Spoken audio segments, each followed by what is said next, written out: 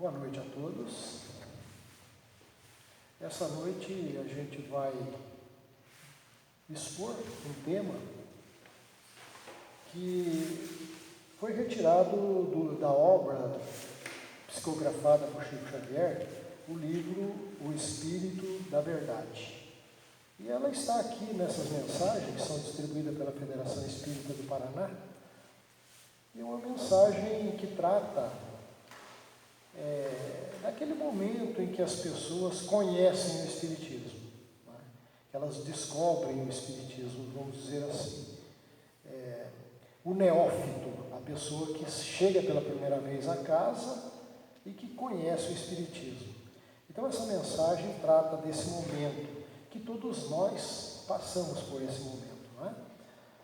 Então, ela vem dizer que todos nós, quando conhecemos a mensagem espírita, a filosofia espírita, nós ficamos deslumbrados, né? Nós ficamos assim, maravilhados, com informações que até antes a gente não tinha conhecimento, ou que a gente ouvia falar assim, de uma forma aleatória, não com uma consistência, com uma explicação bastante clara que o Espiritismo nos traz. É bem verdade que a grande maioria das pessoas que conhecem o Espiritismo, que vêm para a casa espírita, a grande maioria já passaram pelas religiões tradicionais, são oriundas das religiões tradicionais. E lógico, todas as religiões, elas trabalham o ensinamento de Jesus, que é um ensinamento ético e moral, né, para o bom relacionamento das pessoas, para a convivência humana, para o aprendizado do amor, da fraternidade. Isso é muito importante. O que o Espiritismo tem de diferencial em relação às religiões tradicionais é justamente o ponto fundamental que se chama reencarnação. Porque, a meu ver, e acho que para todos nós que partilhamos da filosofia espírita, o ponto fundamental é a reencarnação. Né? Porque a reencarnação nos traz um raciocínio lógico para explicar a grande diversidade, né, de situações, de entendimentos das pessoas, explica o estar do ser humano na Terra, o porquê muitos já estão numa situação relativamente feliz, relativamente confortável, muitos espíritos já têm um certo grau de educação, não é? E muitos outros ainda não, muitos outros espíritos ainda se acham retardatários nessa caminhada evolutiva. Então a reencarnação explica por que cada um de nós temos uma idade espiritual. A reencarnação explica que nós somos espíritos de longa data. Para dizer melhor, somos espíritos de milênios de evolução. O que realmente as religiões tradicionais não tratam desse assunto, não explicam dessa forma. Então é muito importante. Então quando o neófito, que é aquele que chega pela primeira vez e venha conhecer a doutrina espírita e acha se sente maravilhado diante desses ensinamentos lógicos, claros, não é? Então é natural que a pessoa sinta aquele deslumbramento, não é? E ele imediatamente já quer arrebanhar prosélitos, fazer proselitismo. Ele se torna afoito, precipitado em passar aquela maravilha que ele acabou de conhecer para as outras pessoas. Ele já quer convidar as pessoas para vir conhecer aquilo que ele conheceu. Isso é muito bom, é claro que é bom, porque aquilo que é bom para nós devemos desejar para o próximo. Então, se o Espiritismo nos trouxe essa claridade, esse entendimento maior da vida, é claro que nós gostaríamos de compartilhar com os nossos amigos, nossos familiares. É lógico que a gente gostaria de arrebanhar pessoas para trazer para junto de nós, para aprendermos juntos, né, para caminharmos juntos. Então, essa lição, ela vem tratar desse assunto, né? Que quando a gente chega e conhece a doutrina, a gente tem, assim, um conhecimento de ideais, não é? E esses ideais são redentores. Você vai entender que nós somos responsáveis, né, pelo nosso próprio crescimento espiritual. Nós vamos aprendendo que com esses conhecimentos nós vamos nos tornando autossuficientes do ponto de vista espiritual. Nós vamos nos tornando independentes, vamos construindo a nossa autonomia. Então, quando a gente se reúne na casa espírita, a gente passa a estudar em grupo para conhecer a doutrina. A gente passa a ler livros, obras espíritas, que nos esclarecem, né? A gente passa a aprender, ou pelo menos dentro da casa espírita, no nosso convívio, a gente ter conversações edificantes, no sentido de construir, né? E a leitura nobre. A gente sempre costuma dizer aqui que quando nós adentramos ao conhecimento do Espiritismo, é muito importante, é fundamental a leitura, o estudo continuado. Isso é fundamental. A gente sabe que no nosso país, até por estatísticas, né? No nosso país, grande parte da população não é dada à leitura. Parece-me que os brasileiros não gostam muito de ler, mas ler é muito importante, não é? Porque descortina um mundo de conhecimentos. E o Espiritismo nos incentiva a busca do conhecimento.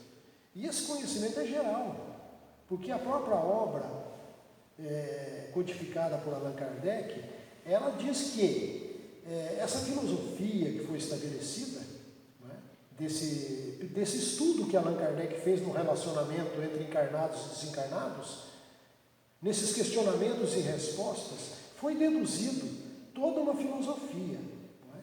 E essa filosofia é que vai abrir os nossos horizontes, vai descortinar novos horizontes. Então, a gente precisa estudar bastante. É obrigatório para todos nós o estudo. Né? Então, e às vezes a gente tem um pouco de pressa, a gente se precipita nas coisas. E como nós aprendemos com o Espiritismo que nós somos um espírito em evolução, que nós partimos lá há milênios e milênios atrás, da simplicidade, da ignorância, e que a gente vai fazendo experiências em cima de experiências, né, num processo empírico de aprendizado através das sucessivas reencarnações, nós vamos aprendendo.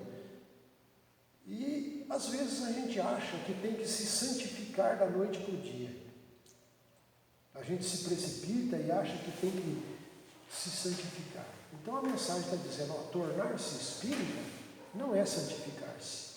Muito pelo contrário. Tornar-se espírita é reconhecer que nós temos imperfeições a corrigir, que nós temos que melhorar. Mas por outro lado também nós nos sentimos felizes de saber que diante da lei do universo, que nós chamamos de leis divinas, que são as leis naturais do universo, diante dessa lei não existe aquilo que nós aprendemos anteriormente com as religiões. Não existe o chamado pecado. Pecado é uma palavra que nós espíritas abolimos. O que existe verdadeiramente são as experiências livres, são as experiências decorrentes do livre-arbítrio, da liberdade que nós temos de escolhermos os caminhos que queremos, fazermos as experiências que necessitamos, sejam elas certas ou equivocadas. Não há problema. Nós vamos tomar conhecimento através da doutrina espírita que não há, de forma nenhuma, nenhuma punição pelos nossos erros. Que quando nós erramos, esse erro ele se torna experiências, ele se torna lição de vida para o nosso amadurecimento. De sorte que todos nós sempre vamos aprender. Acertando ou errando, sempre nós vamos aprender. Então, nós não precisamos nos preocupar em se tornar perfeito da noite para o dia, até porque não vamos mesmo se tornar perfeitos. O importante é nós termos consciência de que esse aperfeiçoamento que o Espiritismo nos convida é um aperfeiçoamento lento e gradativo. Nós vamos nos aperfeiçoando na medida em que vamos compreendendo a lei do universo. E como a própria doutrina nos diz, o Livro dos Espíritos nos ensina, com a pergunta que Allan Kardec faz aos espíritos, onde é que está escrita a lei de Deus? Quando os espíritos respondem rapidamente numa resposta curtinha, na consciência. Então, mas como nós estamos num processo evolutivo, é natural que nós não temos ainda uma consciência completa de como que é a lei de Deus, a lei universal. Essa consciência, essa tomada de consciência, ela vai acontecendo a pouco e pouco, ao longo das nossas experiências. Nós próprios, pelo nosso, vamos dizer assim, pela dialética da vida, pelas nossas experiências e os resultados que colhemos. Nós interagimos com a lei do universo, livremente interagimos com a lei do universo através dos nossos pensamentos, dos nossos objetivos, das nossas atitudes, nós interagimos com a lei do universo. E constantemente estamos recebendo respostas da lei. Aquilo que a gente achava anteriormente que era uma punição quando erramos, ou era um prêmio quando acertávamos, a gente vai mudar esse conceito, né? A gente vai entender que nós teremos atitudes livres e colheita de resultados. Sempre será assim. E nesse trabalho individual, de esforço pessoal, é que nós vamos amadurecendo a nossa consciência e por nós próprios vamos descobrindo e entendendo o que quer dizer a lei, o que a lei do universo pede de cada um de nós. A lei, ela está em aberto. A lei universal, ela é propícia ao desenvolvimento, ao progresso constante dos espíritos, que somos todos nós. Então é importante, quando nós adentramos ao conhecimento espírita, que nós tenhamos calma, bom senso para as coisas, né? Que a gente também não se martirize, porque quando a gente toma consciência de erros que nós cometemos, que a gente não se pune, mas que a gente tome consciência disso, dizendo para nós mesmos, eu tenho a capacidade de refazer os caminhos equivocados, de fazer novamente, porque a lei permite isso para nós. A continuidade da vida é eterna, que é a vida do eu espiritual, não é? Essa continuidade propicia a todos nós a possibilidade de sempre nós refazermos caminhos equivocados, de sempre nos reciclarmos, de reconstruirmos. Não é? Então, também não é privilégio nós termos o conhecimento espírita, até porque sabemos que pessoas, espíritos reencarnados aqui, que não têm o conhecimento espírita, que não têm esse conhecimento de eternidade, de reencarnação, e são pessoas que já adquiriram um certo grau de maturidade, de conhecimento, de educação, de fineza, porque espíritos que adquiriram isso em vivências sucessivas, mesmo que não aceitem a reencarnação. Então, nós vemos que outras pessoas, muitas vezes, são cultas, são intelectuais, têm bastante conhecimento. E muitas vezes não uniram esse conhecimento, essa intelectualidade, com a ética, com a moral. Há espíritos inteligentes e que fazem uso da inteligência para os descaminhos da vida, para o campo do mal. A gente sabe disso. Não é? Então, o que é o Espiritismo? Uma coisa que nós temos que entender, o Espiritismo não é simplesmente uma religião, uma crença, porque sem crítica, porque todos nós passamos pelas religiões, e elas são boas, são importantes, Mas as religiões tradicionais normalmente faz com que nós sejamos subservientes a um Deus que está lá no céu, em algum lugar. Não é? A gente sempre repete isso daqui. Parece até repetitivo, mas é a ideia que foi formatada nas nossas mentes de que Deus está lá em algum lugar, no tempo e no espaço, no cosmos, em algum lugar. E que dessas alturas inatingíveis, esse Deus fica controlando a nossa vida aqui na Terra. Né? É muito comum a expressão dos dias atuais, quando se diz, diante de qualquer catástrofe, de algum sofrimento, todos comentam, Deus está no comando. Né? É uma frase bastante conhecida, bastante atual, Deus no comando. Mas a gente fica a indagar, a perguntar, mas como Deus está no comando? Se Deus realmente está no comando, né, então Deus tem que ser igual, tem que ter um tratamento igual para todo mundo. Como que se uma desgraça não aconteceu comigo, eu disse, graças a Deus, Deus está no comando. Mas o meu vizinho aqui do lado não teve a mesma sorte. O meu vizinho sofreu as agruras da vida, não é? Mas Deus não estava no comando para ele também? Então, como é que nós vamos entender esse Deus? Então, nós temos que mudar os conceitos. E a questão número 1 do Livro dos Espíritos diz que Deus é a inteligência suprema, a causa primeira de todas as coisas. Não está dizendo que é um ser humano, que é um homem, não é? Mas que é uma inteligência que envolve todo o universo, é uma consciência universal à qual todos nós estamos imersos, todos nós estamos envolvidos por essa consciência universal, e essa consciência universal, ela está presente em nossas consciências individuais.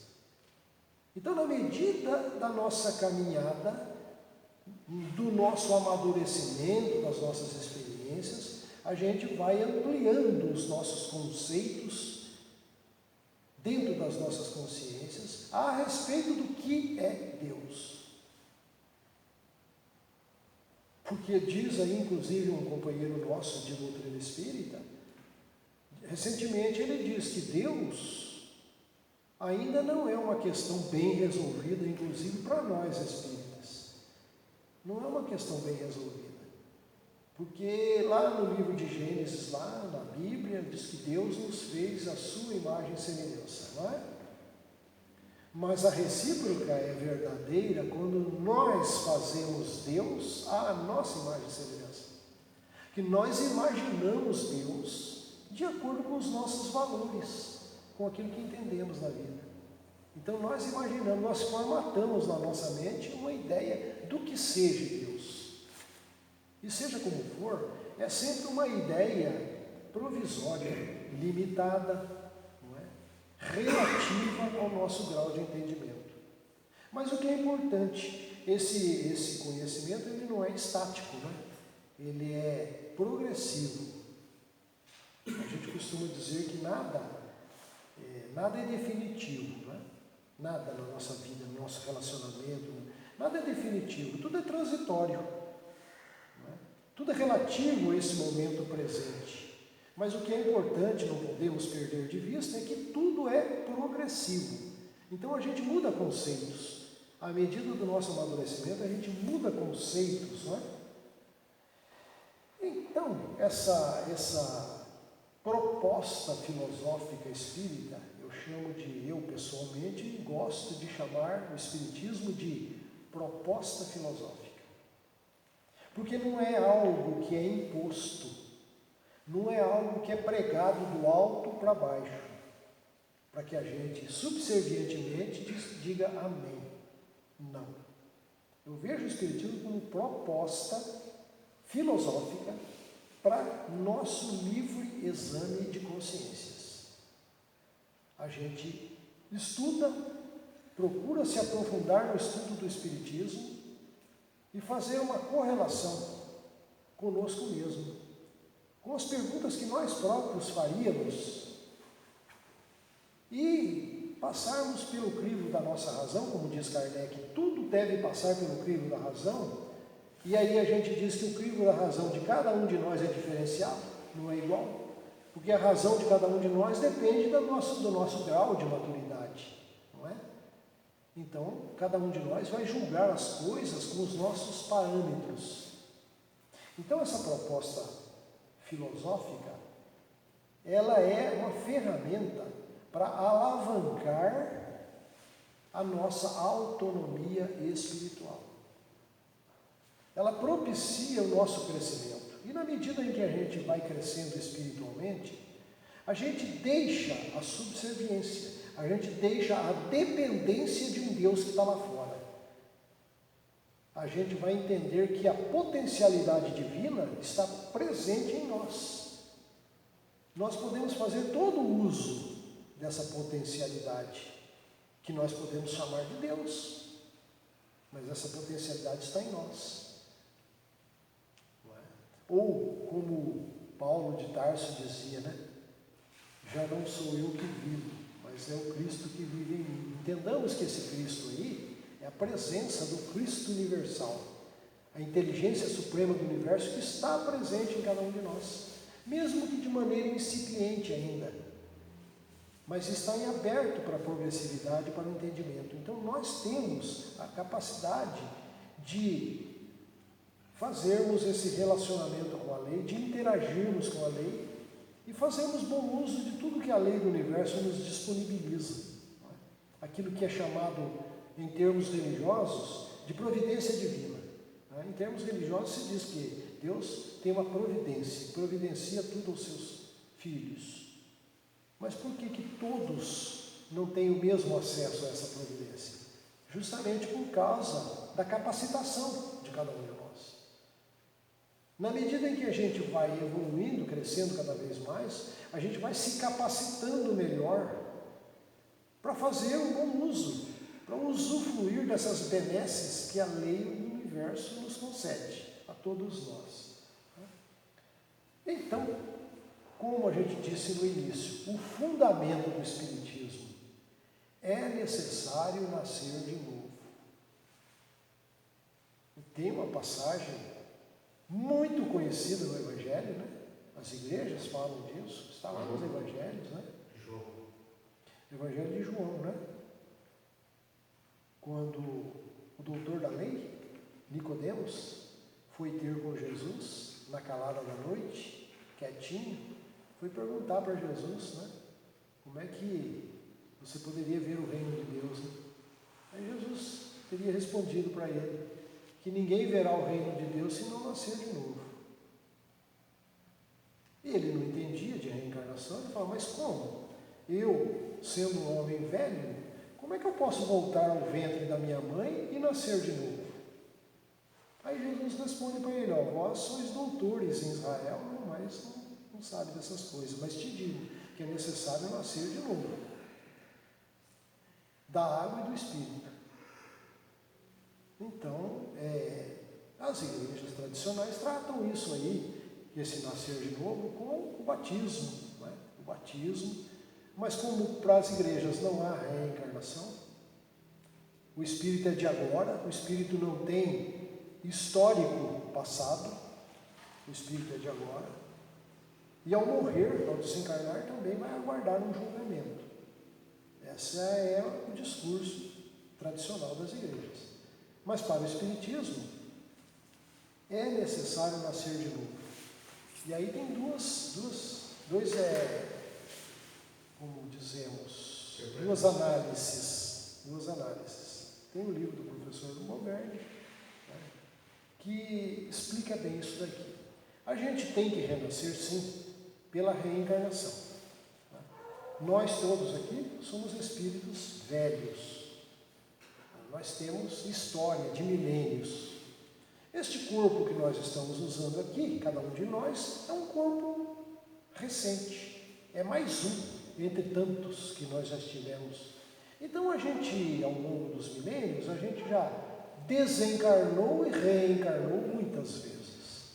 E certamente deixaremos este corpo, desencarnaremos novamente. E futuramente reencarnaremos em novos corpos.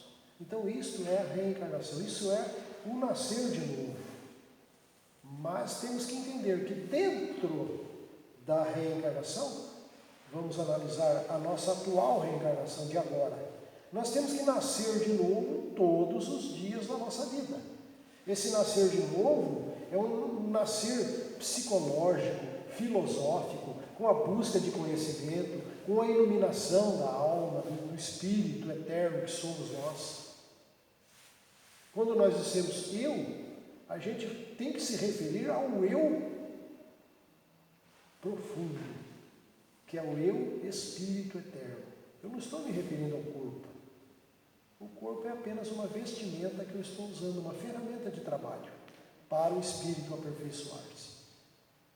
Então, nós temos que renascer no corpo, porque tem muita gente que renasce, né? A humanidade está aí. Tem mais de 7 bilhões de espíritos reencarnados no planeta Terra, né? Mas muitos perdem a reencarnação porque não se renovam no dia a dia, não renascem espiritualmente no dia a dia, porque muitos espíritos ainda estão dormindo em consciência. Não tem consciência de continuidade da vida, de espiritualidade, não tem consciência de responsabilidade pessoal por si mesmo. Não tem consciência de que eles são os artífices do seu crescimento. Não tem consciência. Estão dormindo ainda. E quantos, por conta disso, se entregam à preguiça? Passam uma reencarnação inteira e praticamente quase não progridem. Ficam patinando, vamos dizer assim, atrasando a sua caminhada evolutiva. Isso vai ter punição? É claro que não. Não tem punição. Mas apenas tem a consequência do atraso na caminhada evolutiva do espírito. O espírito que não busca, que não quer conhecer, não liga para as coisas. Vive aferrado ao comer, beber, dormir, reproduzir-se, gozar a vida, entre aspas, e morrer. Não tem consciência de espiritualidade. São espíritos que ainda estão imaturos, mas certamente a força das circunstâncias farão com que eles, em algum momento, sintam a necessidade de tomar uma resolução, de buscar algo diferente. A própria vida faz com que, aí entra o sofrimento, né? O sofrimento que não é castigo, mas é o sofrimento inerente a condição do espírito, a condição de ignorância do espírito. É um sofrimento que advém dessa ignorância. E esse sofrimento vai fazer com que ele se mexa na vida, que ele busque algo. E geralmente começa pelas religiões tradicionais. E nesse momento as religiões são acolhedoras, não é? Elas são consoladoras, elas dão um rumo, um norte para as pessoas. E a gente vê que também, quando a pessoa encontra esse acolhimento nas religiões, elas também se sentem, como nós dissemos no início, deslumbradas. A gente tem visto aí na nossa cidade pessoas que estavam mal na vida, né? De repente conheceram uma religião. E elas ficaram tão deslumbradas, tão felizes, que saem por aí fazendo proselitismo, pregando placas, por aí, escrevendo nos muros. Elas ficam assim, entusiasmadas. Isso é bom também, é bom porque é um princípio de despertamento, faz parte, né, da caminhada do despertamento. E para nós, espíritas, da mesma forma. Então, esse necessário nascer de novo na carne e renascer todos os dias da nossa vida, no trabalho, na luta, na busca, na perseverança, dá trabalho isso. Isso não é fácil, não. Não é fácil, porque é muito cômodo as pessoas chegarem a uma casa religiosa, seja ela qual for, mesmo aqui no Espiritismo. É muito cômodo a pessoa chegar, ouvir, dizer amém, cruzar os braços e esperar que uma intervenção do alto venha lhe resolver os problemas. É muito comum acontecer isso. É um entendimento errôneo dessa forma. Não é? Claro que existe, sim, por força da lei de amor, de fraternidade, É claro que nós interagimos com os espíritos desencarnados. É claro que, por força do amor, das afinidades, da fraternidade universal, é claro que existe amparo, assistência, ajuda. Mas nós temos que entender que os espíritos não podem interferir no nosso livre-arbítrio. Eles não podem enfiar na nossa cabeça, de uma hora para outra, os conhecimentos.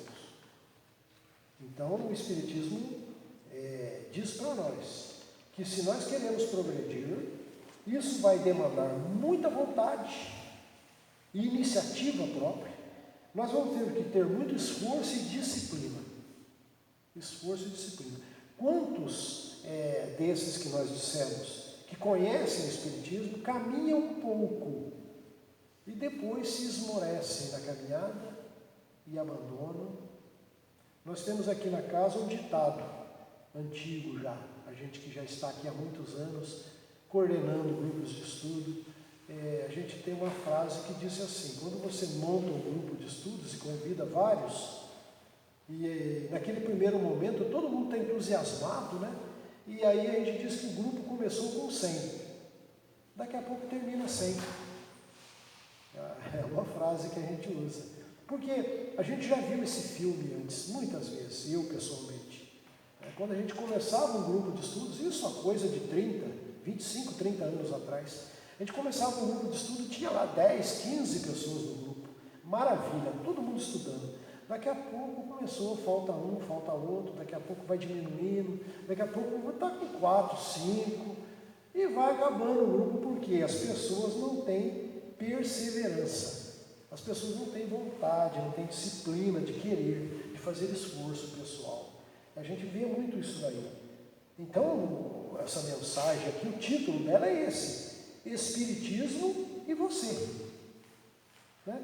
Tem uma pergunta que nós temos que fazer para nós mesmos, né? Que progresso espiritual nós temos feito com o conhecimento espírita? Uma pergunta que nós temos que fazer para dentro das nossas consciências. Né? Porque também o conhecimento espírita não vai te dar saltos qualitativos muito grandes da noite para o dia. Ninguém dá salto qualitativo muito grande. Né? Você vai dando pequenos passos, a pouco e pouco, você vai avançando, né? Conquistando os valores imperecíveis da vida. Aquilo que no Evangelho está lá, como Jesus explicou lá. Não amontoeis tesouros na terra, onde os ladrões roubam, as traças corroem, mas adquiri riquezas no céu, onde os ladrões não roubam, as traças não corroem. Simbologia, é simbólico isso. Significa que muitas vezes nós estamos na terra e a gente só quer amontoar os valores da terra, aquilo que você compra com o poder aquisitivo. Também isso não é, entre aspas, pecado. Não é. Se você tem uma vida profissional na terra, você ganha o teu pão honestamente, trabalha com o próprio suor do teu rosto e conquista os valores materiais, é importante. Isso é um desenvolvimento da inteligência, é uma conquista. Você trabalhou, você tem o direito de ter um conforto material. Mas nós temos que estar atentos para a distração, porque às vezes o conforto material, a facilidade do poder monetário, faz com que a gente se esqueça, relegue para um terceiro ou quarto plano as coisas de espiritualidade. E quando advém uma desgraça, um sofrimento inesperado na nossa vida, a gente trata de procurar alguma coisa, alguma religião, alguma coisa para nos socorrer. Então, está dizendo assim, que nós temos que amontoar esses tesouros no céu, é amontoar o conhecimento dentro de nós, é a busca da iluminação de consciência, é o conhecimento espírita, mas não só o conhecimento espírita, porque Kardec disse que o espiritismo tem que acompanhar o caminhar da ciência, a evolução da ciência, o conhecimento humano, o trabalho humano. Então nós temos que buscar um conhecimento generalizado em todos os setores da vida. A gente tem que ser autodidatas. A gente tem que buscar. Tudo que é bom, tudo aquilo que constrói, tudo aquilo que ilumina a consciência, no campo das filosofias, das ciências, das tecnologias, não é? Tudo que é bom, que constrói, nós temos que buscar, nós temos que gostar disso. E muitas vezes, muitos seres humanos se distraem com coisas banais, coisas infrutíferas, coisas que não acrescentam nada na nossa vida, a gente se distrai com essas coisas, não é? A gente perde um tempo precioso da nossa reencarnação por não buscar conhecimentos. Então, essa mensagem de hoje, Espiritismo e você. Nós todos aqui que adentramos a casa espírita, nós que estamos palmilhando esses caminhos há bastante tempo, temos que sempre estar alertas para conosco mesmo. O que é que eu estou fazendo? O que é que eu estou melhorando em mim mesmo com o conhecimento espírita? Essa é a mensagem da noite, é o chamamento que esta mensagem faz para todos nós. Que nós encontremos, despertemos, melhor dizendo, em nós, essa responsabilidade para conosco mesmo.